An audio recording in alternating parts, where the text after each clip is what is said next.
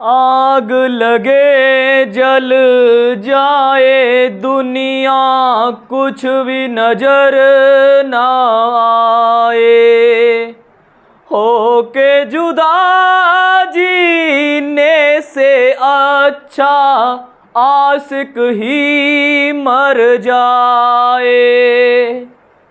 हो रब्बा कसम से,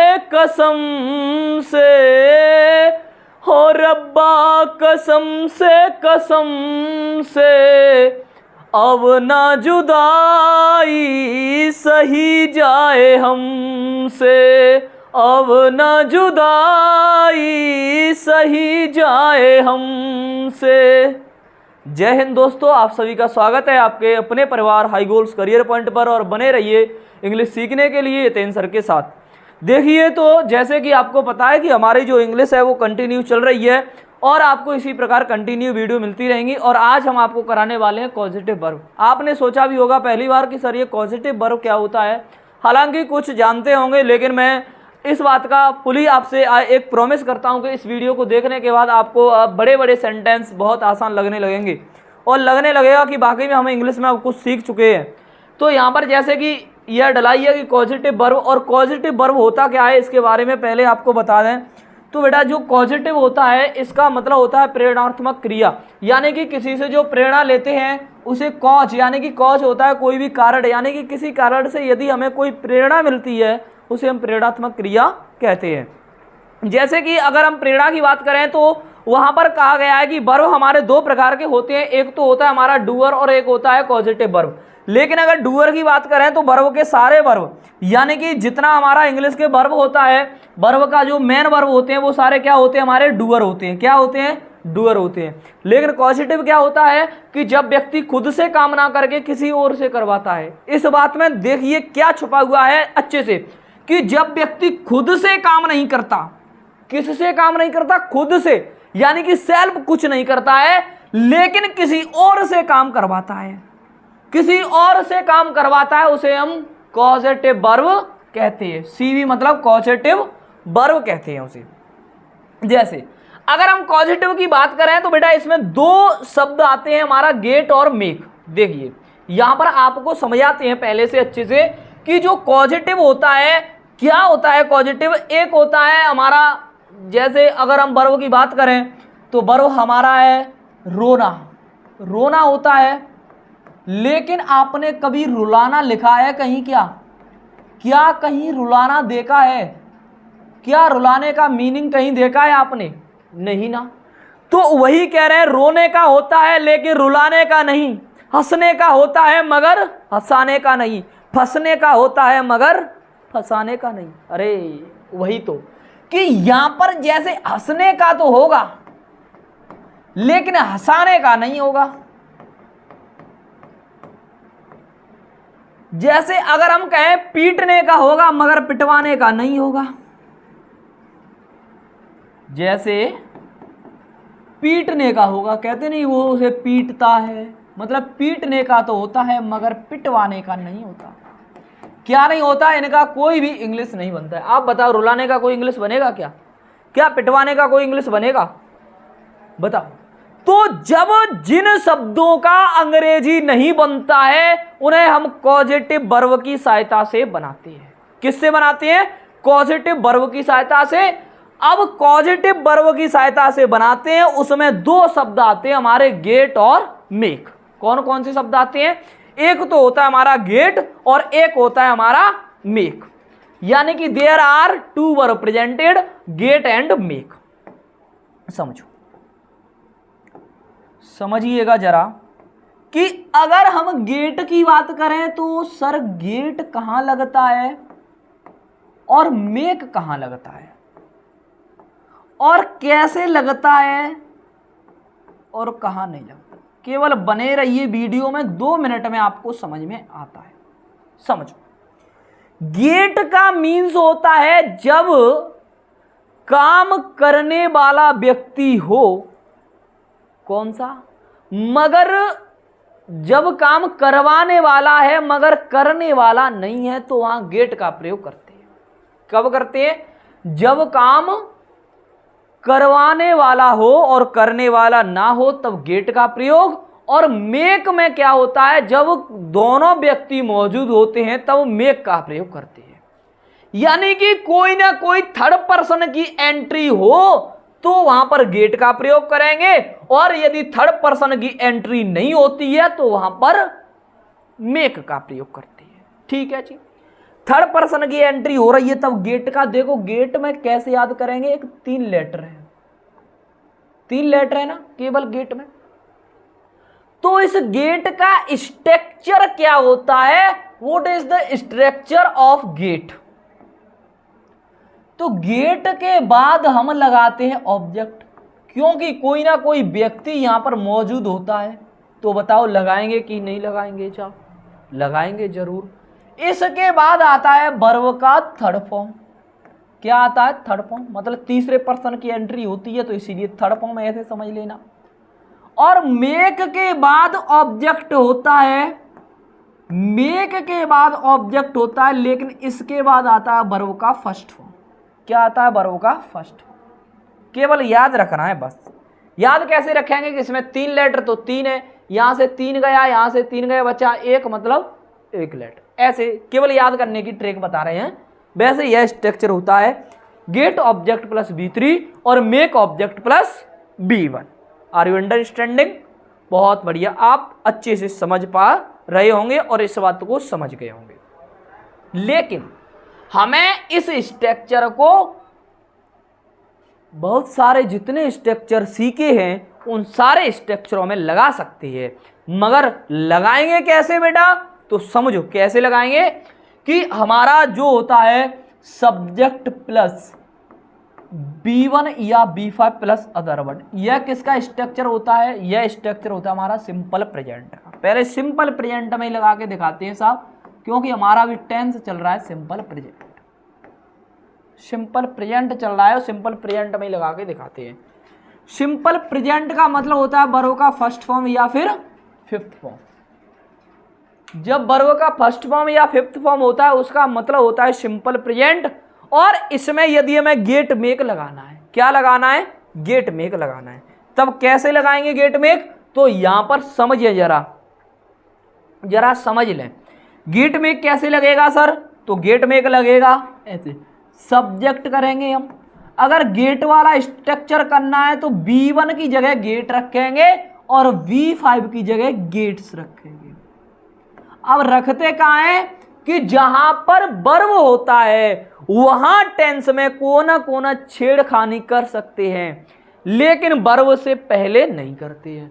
तो हमें वर्ब ही तो लगाना है, तो वर्ब क्या है, गेट मेक क्या हमारा वर्ब है, तो वर्ब की जगह लगा दिया हमने गेट और मेक। अभी हमने गेट लगाया है, गेट और गेट्स हो गया। इसके बाद होता है ऑब्जेक्ट प्लस B3। बताओ यह बात आई समझ में कि नहीं आई? अब क्या है, हमारा पीछे से अदर वर्ड बचा है, इसे अदर वर्ड और रख दो अगर कोई एक्स्ट्रा शब्द आता है तब, समझे। अब हमें दूसरा स्ट्रक्चर इसमें लगाना है, मेक लगाना है। तो बताओ अब मेक आप कमेंट में लगा के दिखाओ, मेक तो लगा सकते हैं आप, मेक तो लगा सकते हैं, क्योंकि सब्जेक्ट प्लस यहां पर लगाएंगे हम मेक, B5 की जगह कर देंगे मेक्स,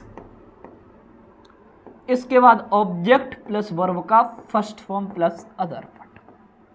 अब समझो कैसे लगाए हम और कैसे नहीं लगा सकते हैं, कैसे लगा सकते हैं। तो इतना देखिएगा, यहां पर मेक या मेक्स, यहां पर देखिए गेट या गेट्स। अब यह रखा है बस वर्ब की जगह, यह रखा है वर्ब की जगह, आगे सब्जेक्ट था सब्जेक्ट रखे थे, पीछे अदर वर्ड था तो अदर वर्ड रखे है। मतलब हम कोनों में कोई भी अदर फेर यानी कि फेर बदलाव नहीं किए हैं, जहां पर वर्ब था वही हम वर्ब को सटाए हैं। समझ में आया? समझ में आया तो बोलो हाँ, बोलो हाँ, आया ना, बहुत बढ़िया, ऐसे आना चाहिए समझ में। अब जब यह आ गया समझ में तो एक एग्जाम्पल तो बनता ही है, बनता है कि नहीं बनता है, बोलो। ये तो हमारा फर्ज ही नहीं कर्तव्य बनता है। तो समझो हम यहां पर एग्जाम्पल लेने जा रहे हैं, क्या लेने जा रहे हैं, एग्जाम्पल। एग्जाम्पल हमने लिया कि मैं हंसता हूं साहब, क्या करता हूं साहब, मैं तो हंसता हूं, हंसता हंसता, मैं क्या करता हूं, हंसता।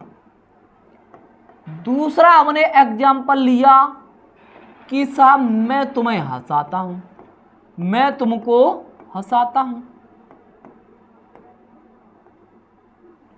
मैं तुमको क्या करता हूं, हंसाता हूं। तीसरा एग्जाम्पल लिया साहब, अब हंसा रहा हूं तो थोड़ा बहुत, लेकिन तुम्हारा जो रिएक्शन होता है कि तुम मुझे रुलाते हो, तुम मुझे, नहीं नहीं ऐसे नहीं, ऐसे नहीं। तीसरा तो एग्जाम्पल तगड़ा सा लेना पड़ेगा हमें। हम तीसरा एग्जाम्पल लेते हैं कि मैं तुम्हें अब हंसा देता हूं तो फिर तुम्हें पिटवा भी देता हूं, मैं तुम्हें पिटवाता हूं, क्या करता हूं, मैं तुम्हें पिटवाता हूं। एक तो है मैं हंसता हूं, मैं तुमको हंसाता हूं, और मैं तुमको पिटवाता हूं। मैं किसको पिटवाता हूं, तुमको पिटवाता हूं। यहां तुमको कहां भूल गए जी, यानी कि मैं, अरे साहब ये तो मच्छरों ने गड़बड़ कर दिया, मैं तुमको पिटवाता हूं। पहला हमने टेंस लिया मैं हंसता हूं, मैं तुमको हंसाता हूं, मैं तुमको पिटवाता हूं।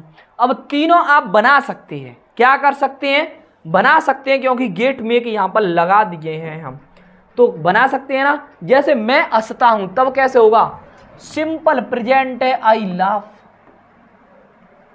आई लाफ। मैं तुमको हंसाता हूं तो देखो, जब हमने कहा था जब काम करने वाला और करवाने वाला दोनों व्यक्ति मौजूद होते हैं तब मेक का प्रयोग करते हैं। तो मैं हूं और तुम हैं। अब हंसाने वाला तो कोई नहीं है साहब, मैं ही तो हूं, मैं तुम्हें हंसाता हूं, या कुछ भी किया, खी कर दिया, गाने गा दिया, या कैसे भी, मतलब तुम हंसना चाहोगे वैसे हमने हंसा दिया, हंस गए तुम। लेकिन यहां पर है मैं तुमको पिटवाता हूं। अब बताओ, पीटने वाला तो मैं नहीं हूं साहब, मैं तो नहीं हूं, मैं तुम्हें पीटता हूं ये तो नहीं कहा है, कहा गया है मैं तुम्हें पिटवाता हूं। तो पिटवाता हूं तो कोई ना कोई थर्ड पर्सन की एंट्री हो रही है, तो जब थर्ड पर्सन की एंट्री हो रही है तब किसका प्रयोग करेंगे, B3, मतलब गेट का प्रयोग, मतलब गेट का प्रयोग।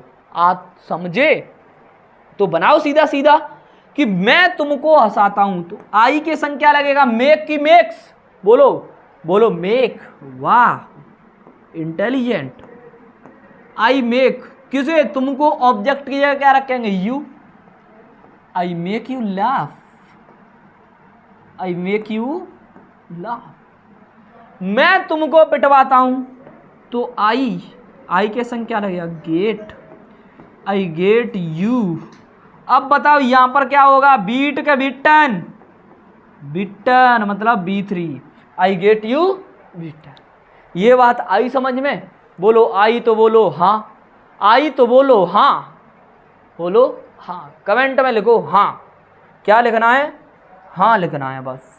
अब देखो, अब हमें और भी स्ट्रक्चर आते हैं, जितना हम पीछे सिखाए उनमें गेट मेक लगा सकते हैं। जैसे हमने सिखाया था आपको बांट वाला, बांट माने होता है चाहना, बांट माने क्या होता है, चाहना।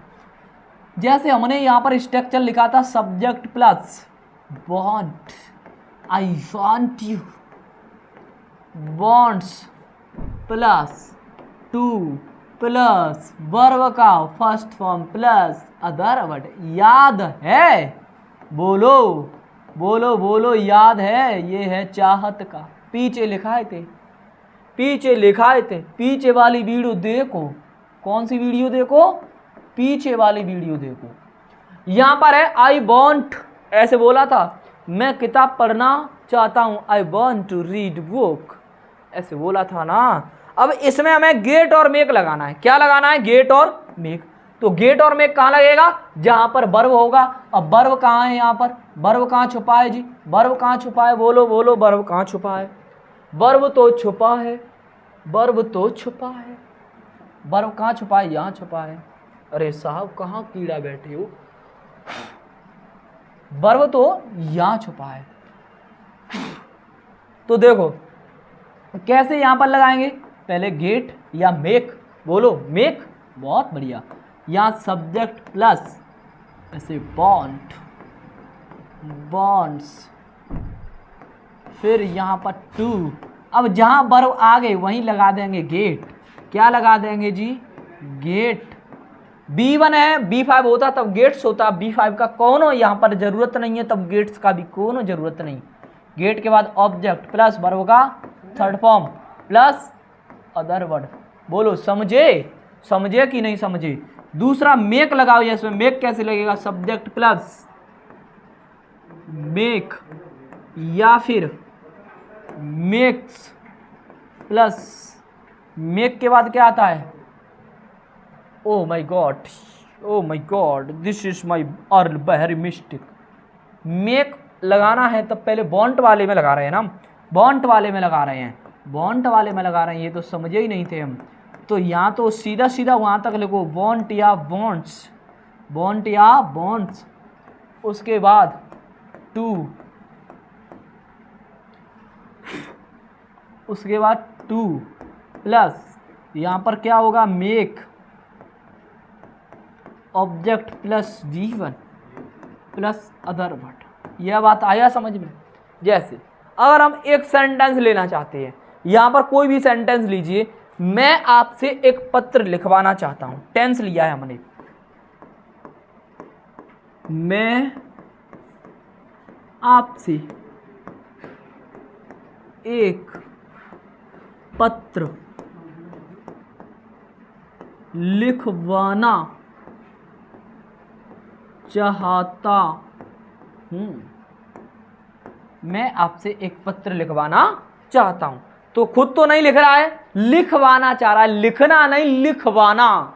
तो लिखवाना चाह रहा है तब गेट और मेक का। जैसे मैं एक पत्र लिखना चाहता हूं तो I want to write a letter, लेकिन यहां तो बदल गया है टेंस का सेंस। यहां कह रहा है मैं आपसे एक पत्र लिखवाना चाहता हूं। सर किससे चाहता हूं, आपसे, आपसे चाहता है तब तो यहां पर। अब बताओ गेट के मेक, सोचो एक पल के लिए, जरा सोच के देखो क्या आएगा।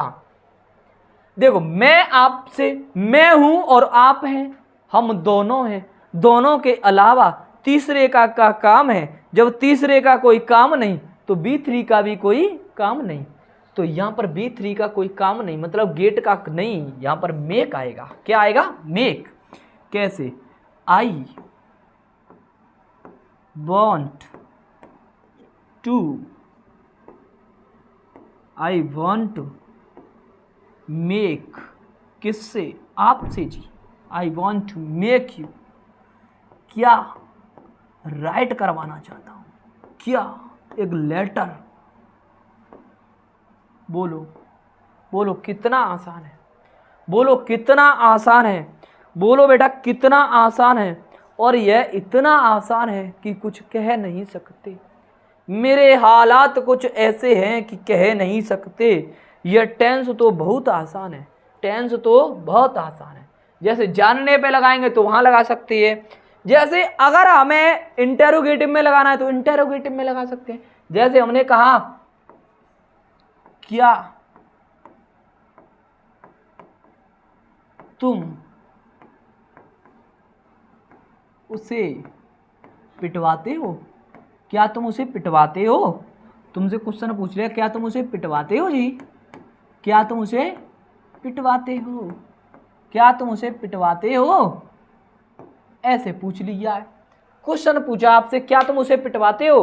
अब क्या तुम उसे पिटवाते हो तब कैसे होगा, तब कैसे होगा, तो यह क्या वाला आया है, मतलब इंटेरोगेटिव है, इंटेरोगेटिव है। तब इसका स्ट्रक्चर क्या था, जरा याद है क्या, नहीं बोलो याद है वो सारे दिन या भूल चुके, पिछले वाले दिन याद हैं जो आपके साथ बिताए थे हमने, याद है कि नहीं है, जो पिछली वीडियो में आपको कुछ कुछ लिखाए थे, याद हैं, बहुत बढ़िया। क्या याद है, तब यहां पर इंटेरोगेटिव का स्ट्रक्चर होता था do, does plus subject verb का first form plus other word, ये वाला दिन कर रहे हैं, याद है ना। अब इसमें गेट और मेक कहाँ लगेगा, जहां पर वर्ब है वहीं गेट और मेक लगेगा, जहां पर वर्ब है वहीं लगेगा। तो वर्ब कहाँ है, डू, डज, सब्जेक्ट प्लस ये आ गया वर्ब, क्या लगेगा जी, गेट। गेट नहीं लगाना चाहता, मेक, कुछ भी लगा दो, पहले गेट लगाएं, एक ही लगेगा जी, पहले गेट लगा देते हैं, get object plus B3 plus other word. अब मेक लगाओ, अब क्या लगाओ, मेक।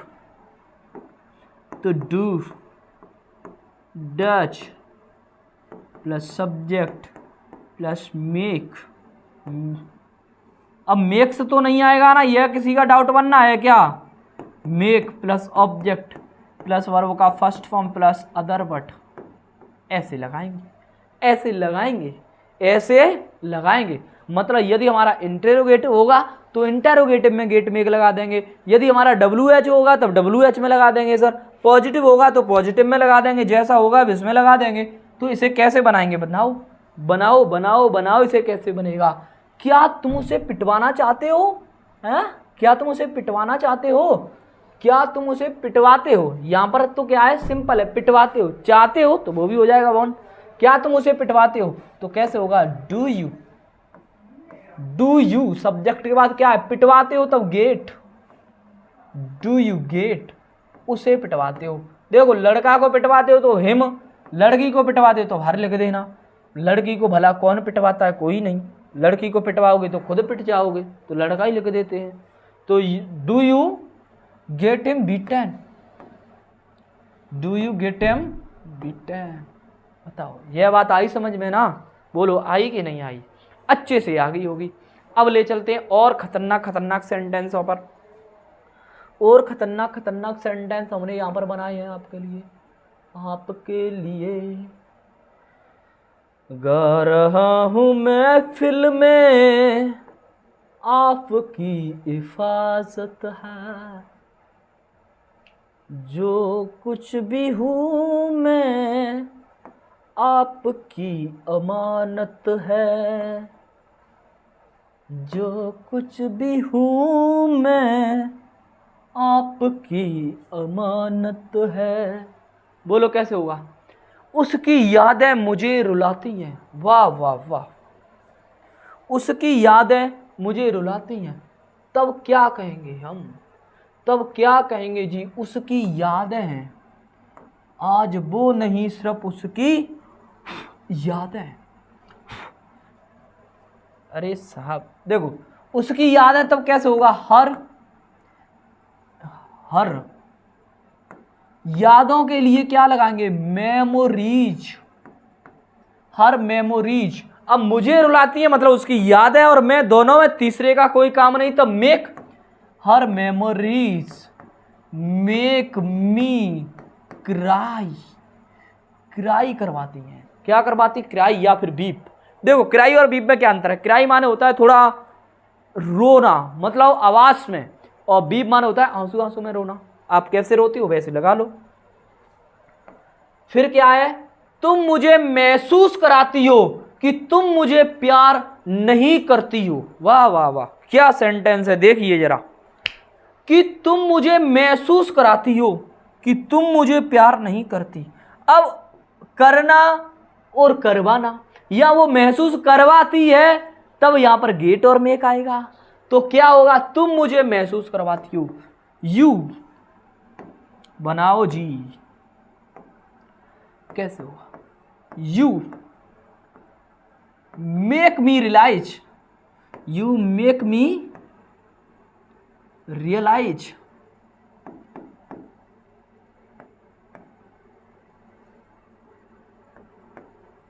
क्या रियलाइज करवाती हो, यू मेक मी रियलाइज, क्या, की के लिए क्या लगाएंगे, दैट, तुम मुझे प्यार नहीं करती, वाह वाह वाह, यू डोंट लव मी, ऐसे कर सकते हो ना, कर सकते हो, आराम से कर सकते हो टाइम। भाई ऐसा फील मत कराया करो, ऐसा फील ना कराया करो, समय मुझे मेरी गलतियों का एहसास कराता है जो मैंने पहले किया। बताओ, आप इससे बड़े बड़े सेंटेंस बना सकते हैं, बस बने रहिए क्लास में। समय मुझे मेरी गलतियों का एहसास कराता है, तो टाइम, समय को क्या कहते हैं इंग्लिश में? टाइम। टाइम सिंगुलर है तो मेक्स मी रियलाइज, यह भी रियलाइज करवाता है, यह भी एक रियलाइज है। टाइम मेक्स मी रियलाइज, क्या करवाता है? मेरी गलतियों का एहसास। Time make me realise my mistake, मेरी गलतियों का एहसास।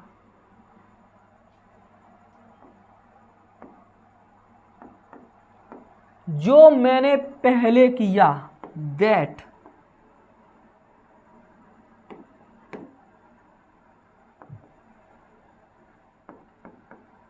आई डिड माने किया, that I did in past, जो मैंने पास्ट में किया है उसका एहसास दिलाता है।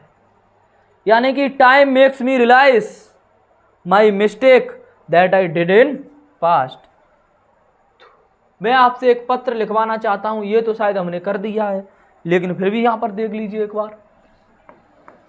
नहीं चाहता हूं, ये वाला नहीं किया है। तो I want to make you write a letter,